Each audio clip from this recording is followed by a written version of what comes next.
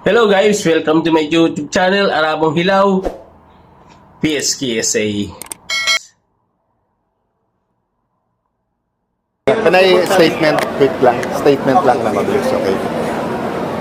Okay na? Okay na po. Okay. So yung main concern ko ngayon bilang minority leader, bilang tagapagsalita ng minority, bilang isang nasa oposisyon, ay yung tingin sa atin ng buong mundo.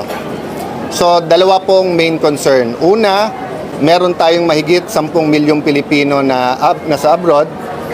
Napakaraming Pilipino nagka-travel everyday. Pangalawa, yung investment sa ating bansa. Hindi sustainable yung paraan kung paano natin na-address ang corruption, ang massive corruption. We have to address it, We have to address it. We have to be decisive. Kailangan may major reforms, tunay na pagbabago, kailangan may makulong. Pero the way we're doing it, na parang circus araw-araw, lubusan na apektuhan ang image ng ating bansa. I'll give you an example. Yung paggising natin ngayong umaga, yung issue tungkol kay Senator Joel Villanueva. Okay, all senators can defend themselves. Sa minority, they can defend themselves.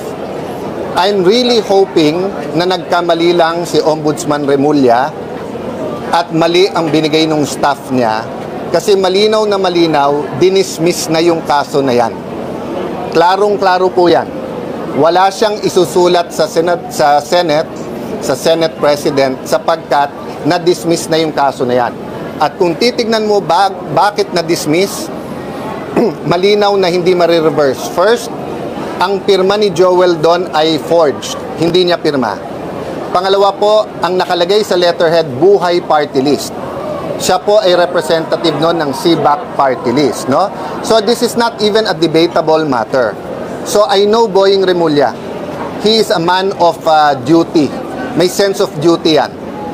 Nabasa ko mga statements niya bago siya maging ombudsman. Naniniwala ako gusto niya ng tunay ng pagbabago. Marami akong issues na hindi agree sa kanya, but I see his sincerity na gusto niyang parusahan ang dapat parusahan. Unfortunately, parang naging circus nga, palakasan ng palakpak. And we know that there are certain people who are against Joel, who are against the minority. So, habang ginugulo ito ng mga mastermind, sila'y nakakawala. Isipin niyo po, no? Kung unang araw na sinabi ng Pangulo, may yan namang Harassment sa inyo in front of the opposition. let's see, after Ombudsman Remulla sees the documents na pre-provide na rin. Yung iba dun, sa inyo sa media na mismo, lumabas. Yung iba kay Senator Joel, di ba? So sa akin, right now, benefit of the doubt, nagkamali lang. Right now. Pero yun nga, makikita nyo tuloy ngayon, in context ng flood control, na talagang yung iba sa amin ay target talaga. Sir, sinong umaatake sa inyo? Sino? Sorry? Sino ang umaatake sa inyo sa Senado? Well, many, but definitely the mastermind. Can you Hindi name ba the si mastermind? we've named it many times, and of course lumalabas ngayon sa hearing hanggang kay Mr. Zaldico. But wala naman, kayo ba naniniwala kayo hanggang dun lang yon? I don't think there's one mastermind.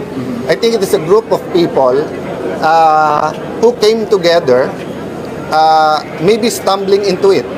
Yung latest ko narinig is that nalulun sa sugal sila Bryce at kailangan nila ng pera, so wala naman sa usapan Ghost, napunta sa Ghost, nagustuhan nila, natuto, in-export din nila sa ibang district engineer. That can be true or not, but until now, I have not heard from the DPWH, from the ICI, DOJ, or Ombudsman a working theory. Napaka-importante sa kahit anong investigasyon ng krimen, ano yung kwento, ano yung narrative, ano yung working theory. Kasi dun mo makikita yung motibo, di ba? And obviously, RJ, we have some people in our minds, but we'd rather the evidence speak for it. Hindi ako naniniwala dun sa mag-name ka muna to follow yung ebidensya. Dun ako sa lumabas muna yung ebidensya, tapos alam na natin kung sino. Diba? So all throughout, yung kay President Erap, kay President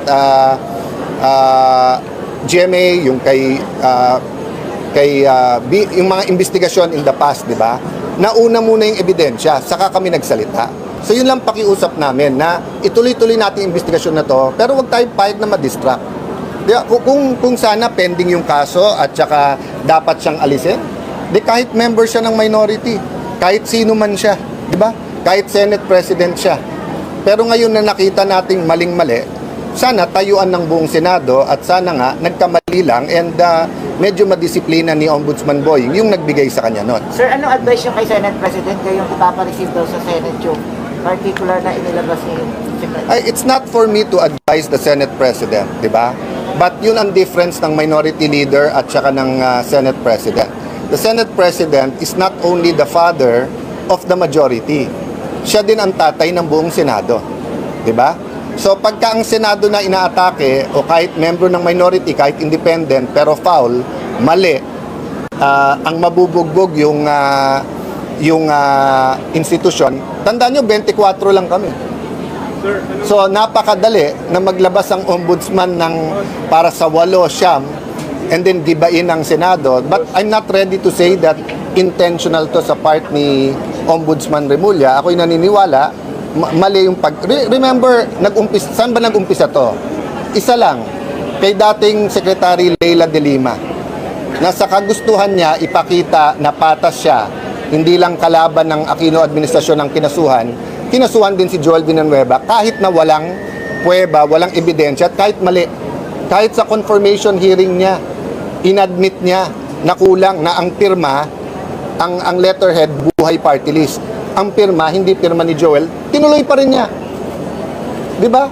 So, yun, Ombudsman Remulla does not deserve advisors like Leila de Lima kasi mapapahamak ka lang.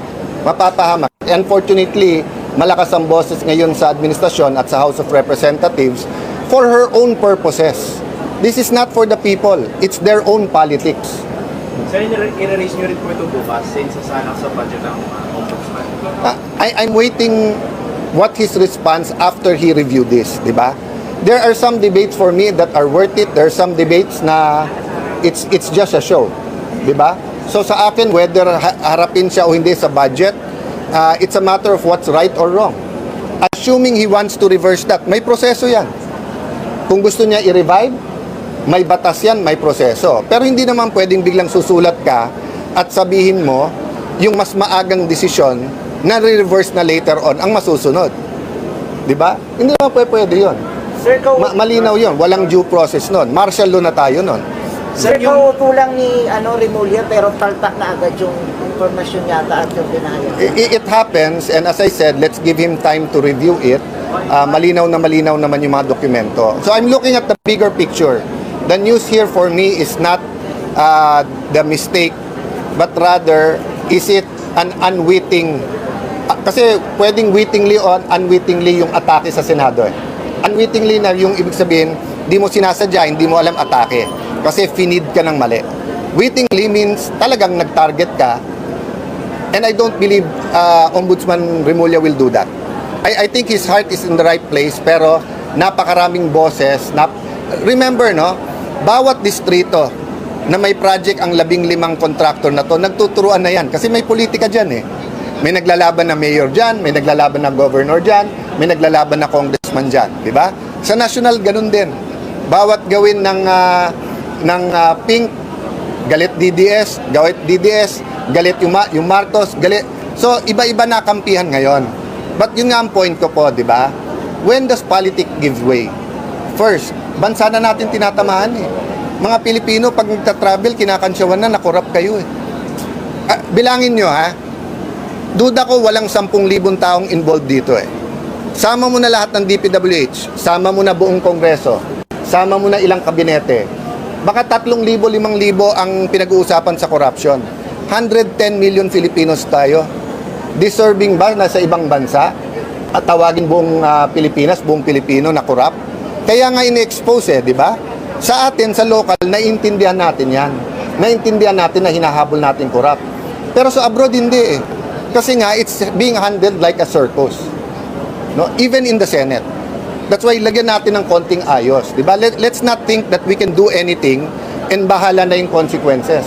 Lahat ng action natin may consequences. Pwede ako magwala dito ngayon. Pwedeng kung ano-ano sabihin ko. Pwedeng ilabas ko kung sino tingin ko mga mastermind. It won't be helpful if it's just part of the circus. So, Sen, yung just ano po? confirm lang po, gusto niyo po na yung mag-investiga sa ICI is meron ding opposition na kasama mismo. We have to find a way na mas mabilis ang investigasyon, mas mabilis yung pagkaso, at hindi tayo ma-distract. So, kung kinasuhan ka agad, si Alcantara, si Yusek, si Bryce, si JP, etc. Kinasuhan ka agad kasi ghost eh. Ano pang hanapin mo? Ghost. Tapos nakapag apid-apid yan one time, malinaw. Eh ngayon tuwing hearing, pabago-bago eh. Di ba? So, ang problema sa ICI, sila mismo nagsabi, kulang kami sa power. Pero pati sila napagbibintangan na anong direksyon nyo. At kasi, sino ba nagbibigay sa kanya ng dokumento? Aside from yung mga gumawa nito, DOJ, DPWH, Office of the Ombudsman. Di ba? So, wala rin tayong tagabantay doon. What's your comment po na ina-live na yung hearing sa ICI? Very good. Thank you ICI na nakinig kayo. 'Di ba? And thank you na kayo mismo nagsasabing you need more powers. But sa akin din, let us bulletproof them in terms of yung faith ng tao. And the way to bulletproof, magsama ng ilang religious leaders, magsama ng isang oposisyon, then make them independent. Sa US, pag independent prosecutor ka, ang pera mo at gagawin mo, independent ka talaga. Hindi depende yan sa administrasyon. So there's much more we can do. In fact, ang bill na yan kay Senator Soto, kay SP, yung na-legislate yung ICI. But definitely it has to be faster and kailangan bullseye, kailangan focus tayo. Dapat ba sir may contempt power na yung ICI? No doubt. No doubt. Isipin mo ang Senado mag-hearing walang contempt power. Di walang pumansin. Buti na lang sa galit ng tao, sumusunod sa ICI. Ang problema nga, nililigaw. Sir? Ako, it's clear to me na ang Oplan lahat ngayon, Oplan, nung una, Oplan ligaw. Nililigawan yung mga witness na wag kumanta, wag ganyan. Ngayon, ang Oplan na, iligaw. Iligaw kung outside kung sino yung mga most guilty dito. Sen, si former Senator Trillanes nag-file ng plunder case against Senator Bongo and former President Duterte. Your opinion on that, Sen? Yeah. You know my opinion about the different people, etc. People who lie can tell the truth. People who tell the truth can lie. So the document and the evidence will speak for itself. I'm confident Bongo can defend himself. Diba? So yun ang proseso. So if anyone has anything against anyone, i-file nyo. Diba? Yun ang tamang proseso. Pero yun nga, sinasabi ko, whether witnesses dito ligawan, nililigaw, Sir, kaupo lang ni Remulla pero taltak na agad yung informasyon yata at yung pinahayag. It happens, and as I said, let's give him time to review it. Malinaw naman yung mga dokumento. So I'm looking at the bigger picture. The news here for me is not the mistake, but rather, is it an unwitting, kasi pwedeng wittingly or unwittingly yung atake sa Senado eh. Unwittingly na yung ibig sabihin, hindi mo sinasadya, hindi mo alam atake. Kasi finid ka ng mali. Wittingly means talagang nag-target ka. And I don't believe Ombudsman Remulla will do that. I think his heart is in the right place, pero napakaraming boses. Remember, no? Bawat distrito na may project ang 15 contractor na to, nagtuturuan na yan. Kasi may politika dyan eh. May naglalaban na mayor dyan, may naglalaban na governor dyan, may naglalaban na congressman dyan. Di ba? Sa national, ganun din. Bawat gawin ng pink, galit DDS, galit yung Marcos, galit. So, iba-iba na kampihan ngayon. But yun nga ang point ko po, di ba? When does politics give way? First, bansa na natin tinatamaan eh. Mga Pilipino, pag nagta-travel, kinakansyawan na, nakorap kayo eh. Bilangin nyo ha, duda ko walang 10,000 taong involved dito eh. Sama mo na lahat ng DPWH, sama mo na buong Kongreso, sama mo na ilang kabinete. Baka 3,000, 5,000 ang pinag-uusapan sa corruption. 110 million Filipinos tayo. Deserving ba na sa ibang bansa at tawagin buong Pilipinas, buong Pilipino na corrupt? Kaya nga in-expose eh, di ba? Sa atin, sa local, naiintindihan natin yan. Naiintindihan natin na hinahabol natin corrupt. Pero sa abroad, hindi eh. Kasi nga, it's being handled like a circus. No? Even in the Senate. That's why lagyan natin ng konting ayos, di ba? Let's not think that we can do anything and bahala na yung consequences. Lahat ng action natin may consequences. Pwede ako magwala dito ngayon. Pwedeng ko ano-ano sabihin ko. Pwedeng ilabas ko kung sino tingin ko mga mastermind. It won't be helpful if it's just part of the circus. So, Sen, yung just ano po? confirm lang po, gusto niyo po na yung mag-investiga sa ICI is meron ding opposition na kasama mismo. We have to find a way na mas mabilis ang investigasyon, mas mabilis yung pagkaso, at hindi tayo ma-distract. So, kung kinasuhan ka agad, si Alcantara, si Yusek, si Bryce, si JP, etc. Kinasuhan ka agad kasi ghost eh. Ano pang hahanapin mo? Ghost. Tapos nakapag apid-apid yan one time, malinaw. Eh ngayon tuwing hearing, pabago-bago eh. Di ba? So, ang problema sa ICI, sila mismo nagsabi, kulang kami sa power. Pero pati sila na pagbibintangan na anong direksyon nyo. At kasi, sino ba nagbibigay sa kanya ng dokumento? Aside from yung mga gumawa nito, DOJ, DPWH, Office of the Ombudsman. Di ba? So, wala rin tayong tagabantay doon. What's your comment po na ina-live na yung hearing sa ICI? Very good. Thank you ICI na nakinig kayo. 'Di ba? And thank you na kayo mismo nagsasabing you need more powers. But sa akin din, let us bulletproof them in terms of yung faith ng tao. And the way to bulletproof, magsama ng ilang religious leaders, magsama ng isang oposisyon, then make them independent. Sa US, pag independent prosecutor ka, ang pera mo at gagawin mo, independent ka talaga. Hindi depende yan sa administrasyon. So there's much more we can do. In fact, ang bill na yan kay Senator Soto, kay SP, yung na-legislate yung ICI. But definitely it has to be faster and kailangan bullseye, kailangan focus tayo. Dapat ba sir may contempt power na yung ICI? No doubt. No doubt. Isipin mo ang Senado mag-hearing walang contempt power. Di walang pumansin. Buti na lang sa galit ng tao, sumusunod sa ICI. Ang problema nga, nililigaw. Ako, it's clear to me na ang Oplan lahat ngayon, Oplan, nung una, Oplan ligaw. Nililigawan yung mga witness na wag pumanta, wag ganyan. Ngayon, ang Oplan na iligaw.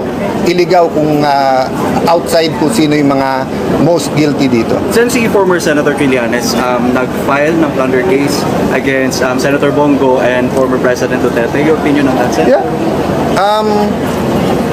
You know my opinion about the different people, etc. People who lie can tell the truth. People who tell the truth can lie.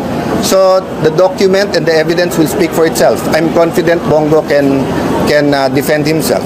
Diba? So yun ang proseso. So if anyone has anything against anyone, i-file nyo. Diba? Yun ang tamang proseso. Pero yun nga, sinasabi ko, whether witnesses dito ligawan, nililigaw, that's really happening now.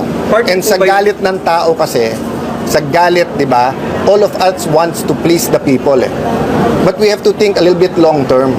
Leaders tayo, hindi tayo followers. Hindi pwedeng galit ang tao o gawa tayo ng paraan na hindi na sila galit. Hindi. Address the issue. And what's the issue? Dalawa lang. Ikulong ang mga guilty, soli pera, pero pangalawa, tunay na reforma. So, sang-ayon ako dun sa nagsasabing yung 600 plus billion ng DPWH, bawasan ng at least 10%. Kasi kung the same amount na gumawa dati, de pag binid mo, nandun pa rin yung kickback.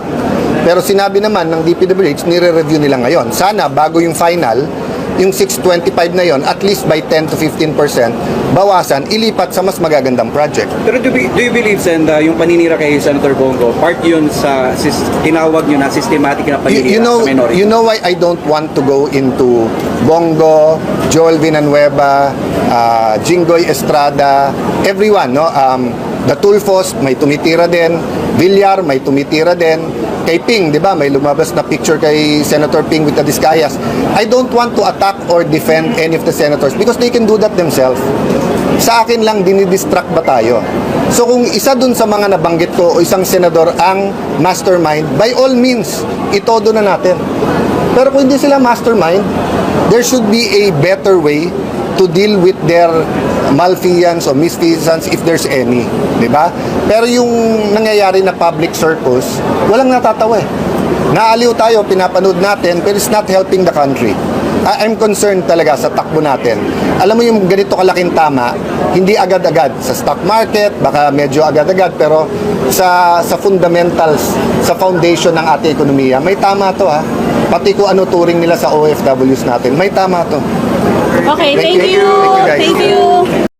Okay guys, yun lang ang video natin for today. At don't forget to follow, like, share, subscribe to my YouTube channel. At marami pong salamat sa inyong lahat. God bless everyone. I love you all. Bye-bye.